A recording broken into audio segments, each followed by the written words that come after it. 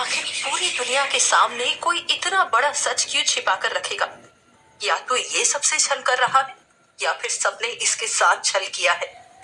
रिया picnic में आकाश को देख मन ही मन सोच रही थी, जो पेड़ की शाखाओं से बार बार लटक लटक कर पुशअप कर रहा था। आकाश इस वक्त हीमैन की तरह जमकर शोर भी मचा रहा था।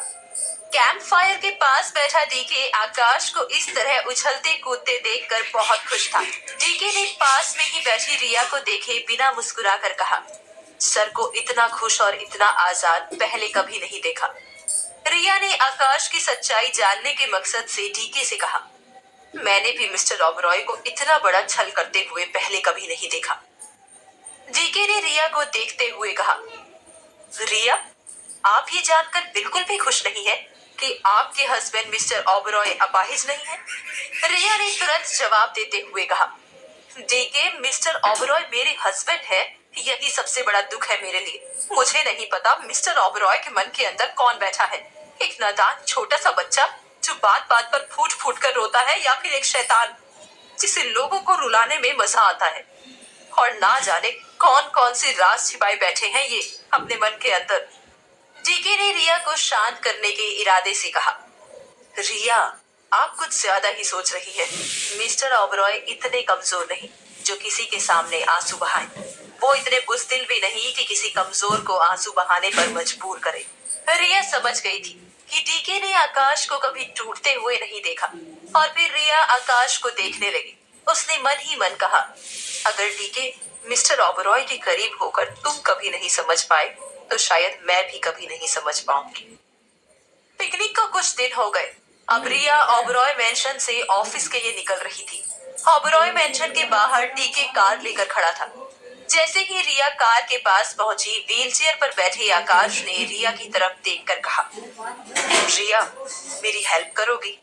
रिया ने आकाश पर तंज कसते हुए कहा, मिस्टर ओबरॉय, आपके पंख नहीं टूटे हैं, आप बस उड़ना भूल गए हैं, या फिर यूं कहूं कि बस भूलने का नाटक कर रहे हैं। इतना कहकर रिया कार की पिछली सीट पर बैठ गई। डीके रिया की तरफ देखकर एक पल के लिए मुस्कुराया, और फिर उसने आकाश को कार में चढ़ाने में हेल्प की। कार में बैठते ही आकाश ने रिया से कहा, लगता है तुम्हें ये जानकर बिल्कुल भी खुशी नहीं हुई कि तुम्हारे हस्बैंड के पैर सही सलामत हैं। रिया ने तुरंत कहा, मिस्टर ओबरॉय, आपको याद दिला दूं, हमारे बीच डील हुई थी। डील के मुताबिक हम दोनों सिर्फ नाम के लिए हस्बैंड वाइफ हैं। हम सिर्फ अपने अपने मतलब के लिए एक दूसरे के साथ हैं। आकाश ने रिया से मुस्कुराकर कहा, लेकिन तुम डील से पीछे हट रही हो, अपने हस्बैंड की कही बात ना मानकर। रिया, तुम्हें यश को बताना ही होगा कि मैं अपाहिज नहीं हूँ। रिया ने आकाश से खींचकर कहा, मिस्टर ओबरॉय, डील साथ रहने की हुई थी, जासूसी करने की नहीं। आप खुद क्यों नहीं बता देते यश को? आकाश ने रिया से कहा, इसका जवाब तुम्हें वक्त आने पर मिल जाएगा। इस बार रिया ने गुस्से में आकाश से कहा, मिस्टर ओबरॉय, एक बात मैं आपको क्लियर कर दूं, मुझे आप दोनों भाइयों की महाभारत में फंसकर अपनी जान नहीं गंवानी है। प्लीज आप लोग मुझे अकेला छोड़ दो। आकाश ने मुस्कुराकर रिया की तरफ देखा और मन ही मन कहा, रिया, तुम महाभारत का हिस्सा उसी दिन बन चुकी थी जिस दिन तुम मेरी बीवी बनकर ओबरॉय मैंशन में आई थी। तुम्हें अब बस मेरा सारथी बनना है और मुझे जीत दिलानी है।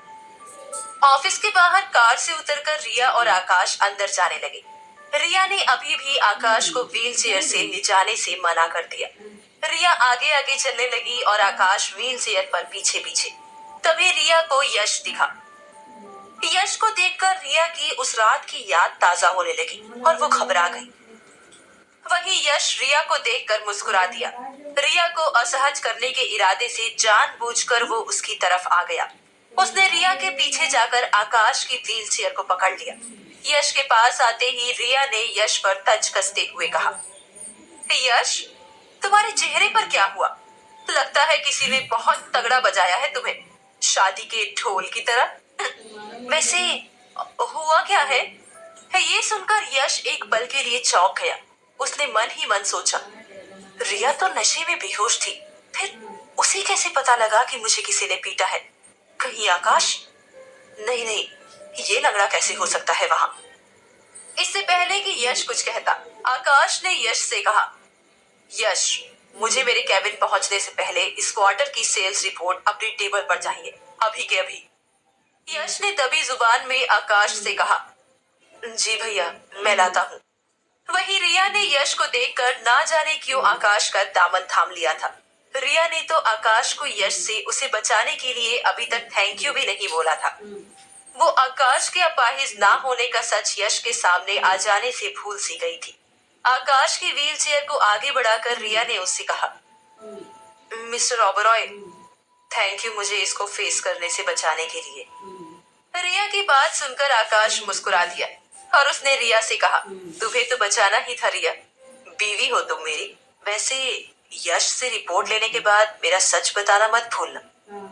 ये सुनकर रिया ने खींचकर गुस्से वाला मुंह बना लिया। लंच टाइम में रिया ऑफिस की कैफेटेरिया में पुरानी कलीग वंदना के साथ लंच कर रही थी। तभी कुछ लोग रिया की टेबल के पास जमा हो गए। रिया इतनी भीड़ देखकर चौंक गई और उसे समझ ही नहीं आया कि इतने सारे लोग उससे मिलने क्यों आए हैं। भीड़ में से किसी लड़की ने रिया से कहा, रिया यार, तुमने कंपनी डे पर बहुत ही शानदार डांस किया था। इस बार तुम एनुअल डे पर डांस कर रही हो ना? रिया ने मुस्कुराते हुए उससे कहा, ओह थैंक यू। पर सच कहूँ तो एनुअल डे पर डांस करने का कोई प्लान नहीं है मेरा। ये सुनकर सभी मायूस हो गए। भीड़ में से किसी लड़के ने फिर कहा, रिया, एक तुम्हारे डांस की वजह से कंपनी डे पर लगा था। हमारी कंपनी में किसी के अंदर वाकई कोई आर्टिस्टिक टैलेंट है। अब तुम ही डांस नहीं करोगी तो एनुअल डे पर मजा नहीं आएगा। सभी ने उस लड़के के सुर में सुर मिलाते हुए कहा, हाँ यार रिया, मजा नहीं आएगा, प्लीज डांस करो प्लीज। रिया पिछली बार भी डांस नहीं करती, लेकिन तब वो सिर्फ आकाश के कहने पर डांस के लिए राजी हुई थी। इस बार ना रिया के ऊपर डांस का कोई प्रेशर था और ना ही उसके अंदर इतनी ताकत, क्योंकि रिया अभी भी अपने एक्सीडेंट से ठीक से रिकवर नहीं हुई थी। रिया ने मायूसी के साथ सबसे कहा, आई एम सॉरी गाइस, मैं इस बार डांस नहीं कर पाऊंगी। तभी भीड़ में से एक दो लोग रिया के सामने गिड़गिड़ाने से लगे। वे सब उसे डांस करने के लिए मजबूर कर रहे थे। तभी वंदना ने सबको गुस्से से टोकते हुए कहा, यार, जब रिया का डांस करने का मन नहीं है तो क्यों जबरदस्ती परेशान कर रहे हो?